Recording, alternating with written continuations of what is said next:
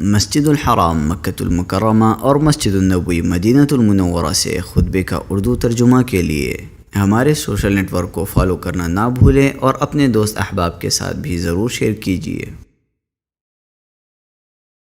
خطبہ جمعہ مسجد نبوی شریف بتاریخ 12 رجب 1444 ہجری بمطابق 3 فروری 2023۔ خطیب فضیلۃ الشیخ عبد الباری بن عواد الثبیتی حفظہ اللہ، ترجمہ بآواز عطاء اللہ بن عبد المجید۔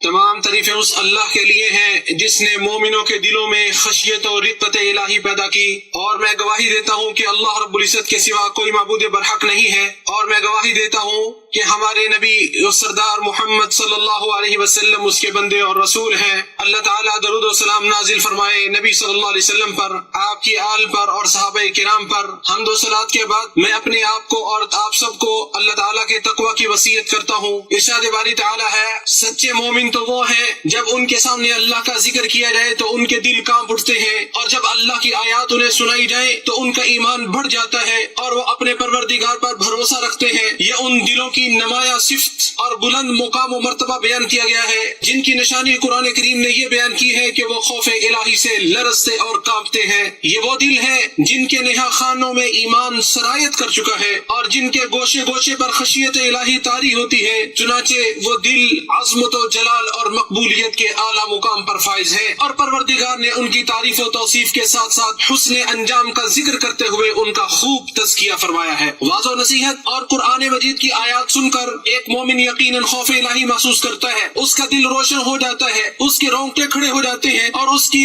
روح آسمان جوار الہی میں منڈلانے لگتی ہے۔ خوف الہی سے لبریز یہی وہ دل ہے جو ایمانی حلافت کا ذائقہ چکھتے ہیں، اطاعت الہی کی لذت سے لطف اندوز ہوتے ہیں، فتنوں اور شکوک و شبہات کے آگے بند باندھتے ہیں اور روحانی بیماریوں سے محفوظ رہتے ہیں۔ اور عقل مند لوگ وہی ہیں جو بلند و بالا مقام و مرتبے تک پہنچنے کی کوشش میں لگے رہتے ہیں۔ اللہ سبحانہ و تعالیٰ کے خوف کے ساتھ ساتھ تعظیم الہی سے دلوں کا کانپنا اور لرزنا یہ مومنوں کی خاص خوبیوں میں سے ہے۔ زبان کو مسلسل ذکر الہی میں مصروف رکھنا دلوں میں خوف الہی پیدا کرنے کے اسباب میں سے ہے۔ اسی میں دلوں کی طہارت اور پاکی، جسموں کی اصلاح، نفوس کا تزکیہ اور سرگوشیوں کی حلاوت مضمر ہے۔ ارشاد باری تعالیٰ ہے، اور عاجزی کرنے والوں کو خوشخبری سنا دیجئے، وہ لوگ ہیں کہ جب اللہ کا ذکر کیا جاتا ہے تو ان کا دل ڈر جاتے ہیں۔ جب انہیں واعظ و نصیحت کی گئی تو انہوں نے اس سے قبول کیا، اور جب انہیں ڈرایا گیا تو وہ ڈر گئے، اسی لیے ان کے دل خوف الہی سے لرزنے والے بن گئے۔ اذکار میں سے سب سے عظیم ذکر اللہ رب العزت کی کتاب قرآن کریم کی تلاوت ہے، اور اس کی آیات کو خوبصورت لب و لہجے میں گنگنا کر پڑھنا ہے، جیسا کہ ارشاد باری تعالیٰ ہے، اللہ نے بہترین کلام نازل کیا جو ایسی کتاب ہے جس کے مضامین ملتے جلتے اور بار بار دہرائے جاتے ہیں، جن سے ان لوگوں کے رونگٹے کھڑے ہو جاتے ہیں جو اپنے پروردگار سے ڈرتے ہیں، پھر ان کی جلدیں اور ان کے دل نرم ہو کر اللہ کے ذکر کی طرف راغب ہو جاتے ہیں۔ جو شخص پوری توجہ سے کتاب اللہ کو پڑھے گا، اپنے سینے کو اس کے لیے کشادہ کرے گا اور اسی کے مطابق زندگی بسر کرے گا،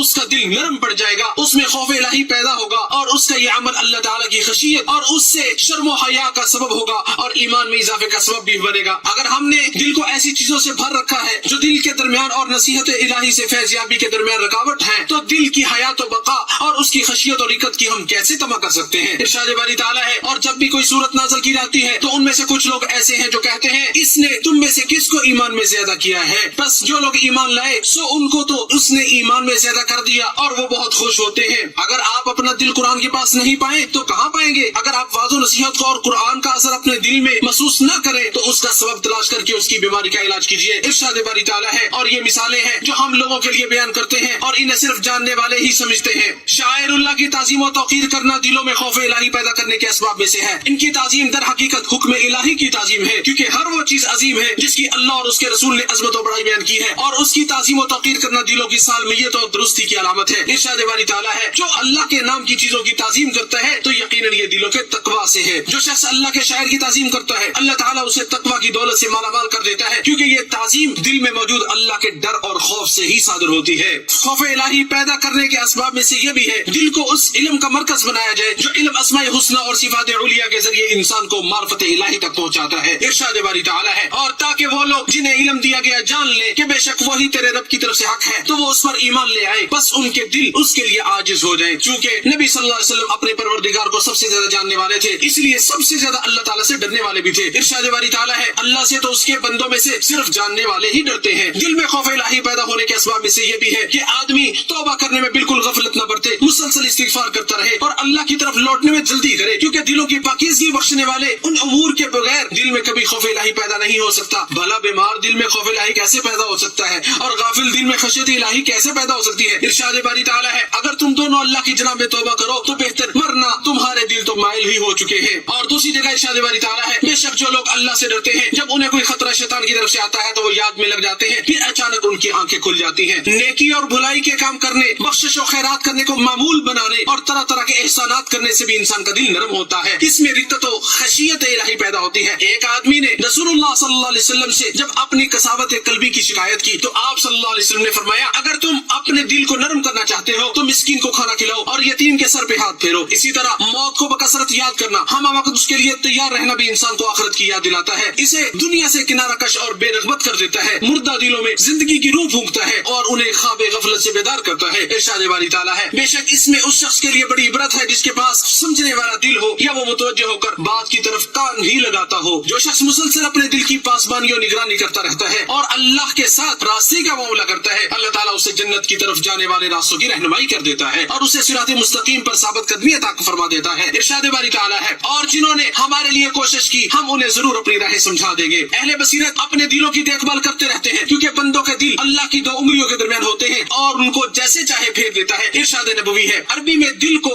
قلب کہتے ہیں، یہ الٹ پلٹ ہوتا رہتا ہے۔ دل کی مثال درخت کے تنے کے ساتھ لٹکے ہوئے اس پر کی مانند ہے جس کو ہوا الٹا سیدھا کرتی رہتی ہے۔ سب سے زیادہ معرفت الہی رکھنے والے ہمارے پیارے نبی صلی اللہ علیہ وسلم بھی دل کے پھرنے سے خوف کھاتے، چنانچہ آپ صلی اللہ علیہ وسلم ہمیشہ اپنے دل کی ثابت قدمی کی دعا فرماتے اور کہتے اے دلوں کو پھیرنے والے میرے دل کو اپنے دین پر ثابت قدم رکھنا۔ بھلا بتائیے دوسرے لوگوں کی کیا حالت ہونی چاہیے؟ جب اللہ تعالیٰ اپنے بندے کو اس بات کی توفیق دیتا ہے کہ وہ اپنے دل میں خوف الہی اور تقویٰ کو پیدا کر لے تو عنقریب وہ اس کا پھل حاصل کر لے گا اور بڑے اطمینان و سلامتی کے ساتھ اسے توڑے گا اور دنیا و آخرت میں بہترین اور خوشگوار زندگی دراصل دل میں خوف الہی کے ثمرات میں سے ہے۔ ایسے لوگ بروز قیامت کہیں گے جیسے کہ ارشاد باری تعالیٰ ہے کہیں گے ہم تو اس سے پہلے اپنے گھروں میں ڈرا کرتے تھے، بس اللہ نے ہم پر احسان کیا اور ہمیں لو کے عذاب سے بھی بچا لیا۔ دل میں خوف الہی کے ثمرات میں سے رب سے سرکوشی کی لذت اور اس سے مانوسیت کے سوا اگر کوئی اور چیز حاصل نہ بھی ہو تو یہی سب سے بڑی خوشی اور سب سے بڑی کامیابی ہے۔ ارشاد باری تعالیٰ ہے کیا کافر بہتر ہے یا جو رات کے اوقات میں سجدہ اور قیام کی حالت میں عبادت کر رہا ہو، آخرت سے ڈر رہا ہو اور اپنے رب کی رحمت کی امید کر رہا ہو؟ کہہ دو کیا علم رکھنے والے اور بے علم برابر ہو سکتے ہیں؟ سمجھتے وہی ہیں جو عقل والے ہیں۔ جب انہوں نے اپنی راحت اور سکون کی لذت کو رب کی خاطر قربان کیا تو اللہ نے انہیں اپنی اطاعت و فرمانبرداری کی مٹھاس اور اپنے ساتھ سرگوشی کی لذت سے سرفراز کر دیا۔ ارشاد باری تعالیٰ ہے اپنے بستروں سے اٹھ کر اپنے رب کو خوف اور امید سے پکارتے ہیں اور ہمارے دیے ہوئے اس میں سے کچھ خرچ بھی کرتے ہیں۔ دل کی خشیت کے ثمرات و فوائد میں سے یہ بھی ہے کہ انسان کو خیر و بھلائی کی طرف سبقت کرنے اور اللہ کی پکار پر لبیک کہنے پر ابھارتی ہے۔ چنانچہ جب زکریا علیہ السلام نے اپنے پروردگار کو پکارا اے میرے پروردگار مجھے تنہا نہ چھوڑنا اور تو ہی بہترین وارث ہے، تو اللہ تعالیٰ نے فرمایا سو ان کی بھی ہم نے دعا قبول کی اور انہیں یحییٰ عطا کیا اور ان کی بیوی کو اولاد کے قابل بنا دیا۔ یہ سب لوگ بھلائی کے کاموں کی طرف لپکتے تھے اور ہمیں شوق اور خوف سے پکارتے تھے اور یہ سب ہمارے آگے جھکنے والے تھے۔ دل میں جس قدر خوف اور خشیت ہوگی اسی قدر فطروں اور شہوتوں سے حفاظت ہوگی، اسی قدر اللہ تعالیٰ اس کے اندر ایمان کی محبت ڈال دے گا اور ایمان سے اس کے دل کو مزین کر دے گا۔ اسی طرح ایسے دل والا انسان کبھی فساد و بگاڑ پیدا کرنے والوں کی راہ پر بھی نہیں چلے گا بلکہ وہ مامون و محفوظ ہوگا، معاشرے کے امن و امان میں اپنا کردار ادا کرے گا، کیونکہ کامل مسلمان وہ ہے جس کی زبان اور ہاتھ سے دوسرے مسلمان محفوظ رہے۔ یہی وہ صفت ہے جس سے آدم علیہ السلام کے دو بیٹوں میں سے ایک بیٹا متصف تھا، جیسا کہ ارشاد باری تعالیٰ ہے گو تو میرے قتل کے لیے دست درازی کرے لیکن میں تیرے قتل کی طرف ہرگز ہاتھ نہیں بڑھاؤں گا، میں تو پروردگار عالم اللہ تعالیٰ سے خوف کھاتا ہوں۔ اللہ تعالیٰ میرے اور آپ کے لیے قرآن عظیم کو بابرکت بنائے، مجھے اور آپ کو اس کی آیات اور ذکر حکیم سے نفع پہنچائے۔ میں اپنی بات کو مکمل کرتا ہوں۔ اللہ عظیم عظمت والے اللہ تعالیٰ سے اپنے لیے اور آپ سب کے لیے استغفار کرتا ہوں۔ تم سب بھی اللہ تعالیٰ سے استغفار کرو، یقیناً وہ بخشنے والا بڑا ہی مہربان ہے۔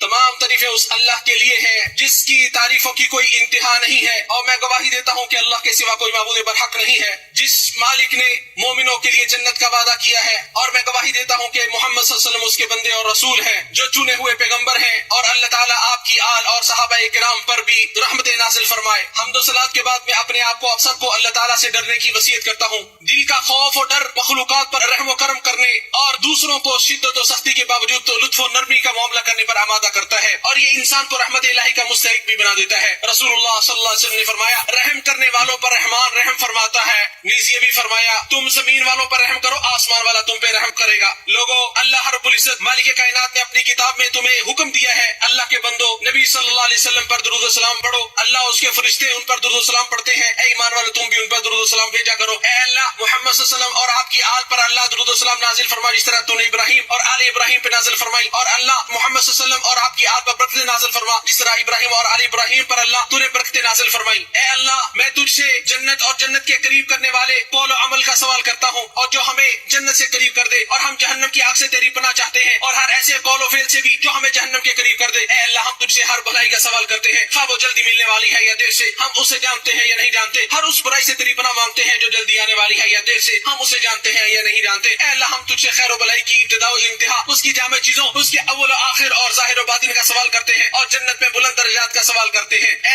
ہمارے پروردگار ہماری مدد فرما، ہمارے خلاف کسی کی مدد نہ کرنا، ہماری تائید و نصرت فرما، ہمیں عزت دے، ہمیں ذلیل نہ کرنا، ہمارے حق میں تدبیر فرما، ہمارے خلاف تدبیر نہ کرنا، ہماری رہنمائی فرما اور ہدایت کو ہمارے لیے آسان کر دے، اور جو ہمارے خلاف بغاوت کرے اس کے مقابلے میں ہماری مدد فرما۔ اے اللہ ہماری توبہ قبول فرما، ہمارے گناہوں کو دھو دے، ہماری دلیل کو مضبوط بنا، ہماری زبان کو درستی عطا کر، اور ہمارے دلوں سے حقد و حسد کو نکال دے۔ اے اللہ تو بہت زیادہ بخشنے والا اور معافی کو پسند کرنے والا ہے، لہذا ہمیں معاف فرما۔ اے اللہ ہم تیری نعمت کے زائل ہونے، تیری دی ہوئی عافیت کے پھر جانے، تیری ناگہانی گرفت سے اور تیری ہر قسم کی ناراضی سے پناہ مانگتے ہیں۔ اے اللہ ہم عاجز آ جانے اور سستیوں کا حلی کا شکار ہو جانے سے، بزدلی اور بخیلی سے، سخت بڑھاپے سے، قرض کے بوجھ اور لوگوں کے ظلم سے تیری پناہ چاہتے ہیں۔ اے اللہ اے ہمیشہ زندہ رہنے والی ذات، اے ہر چیز کو قائم رکھنے والی ذات، ہم تجھ سے تیری ہی رحمت کا واسطہ دے کر طلب کرتے ہیں، ہمارے سارے معاملہ سوار دے اور آنکھ جھپکنے کے برابر بھی ہمیں اپنے نفس کے سپرد نہ کرنا۔ اے اللہ ہمارے امام خادم حرمین شریفین کو اپنے پسندیدہ امور کی توفیق عطا فرما، اور ان کے ولی عہد کو ہر خیر عطا فرما۔ اے اللہ ہم پہ بارش نازل فرما، بران رحمت کا نزول فرما۔ اے اللہ تو ہمیں دنیا و آخرت میں خیر و بھلائی عطا فرما، اور جہنم کے عذاب سے ہمیں بچا۔ یقیناً اللہ تعالیٰ عدل و احسان کا حکم دیتا ہے اور قرابت داروں کے ساتھ صلہ رحمی کا حکم دیتا ہے۔ اللہ رب العزت کا ذکر کرو اور اس کی نعمتوں کا شکر ادا کرو، اللہ کا ذکر بہت بڑا ہے اور اللہ تعالیٰ جانتا ہے جو تم کر رہے ہو۔